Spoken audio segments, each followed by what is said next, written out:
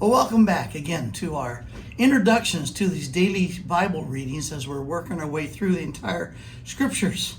And this time we come to, this week you'll be reading 2 Samuel chapter 4 through chapter 18.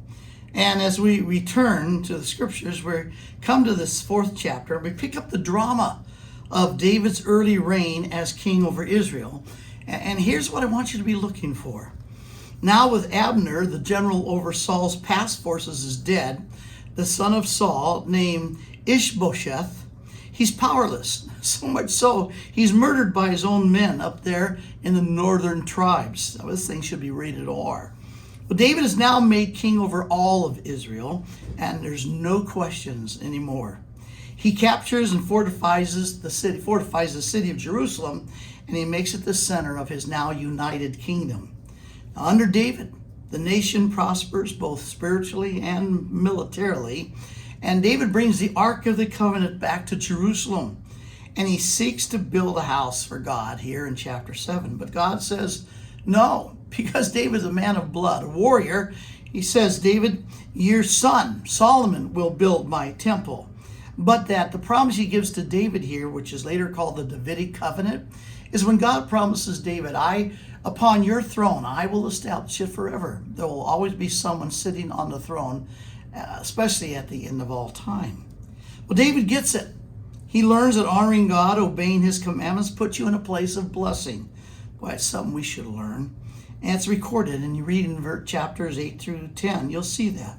But David's not perfect. So in chapter 11, he blows it big time.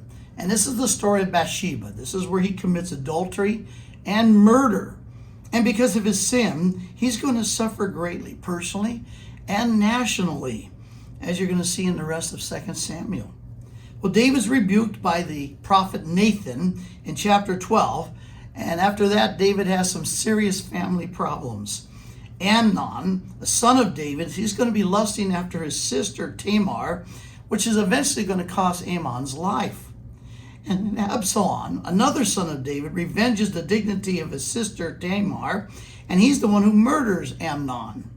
Well, then Absalom flees from David, and then he returns later to Jerusalem, and he's attempting a coup.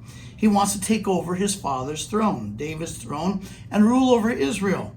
Well, that is until, remember Joab, the skilled general of David? Well, he kills him on the road. That is Absalom. When Absalom's riding his donkey and his thick hair gets caught in an oak tree, and as he's hanging there, Joab comes and kills him.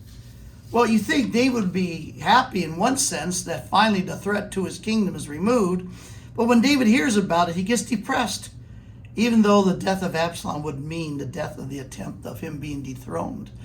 Well, this is confusing for people. Well, we'll pick it up next week in 2 Samuel 19 through 1 Kings 7. But you be reading this. This is what you want to be looking for.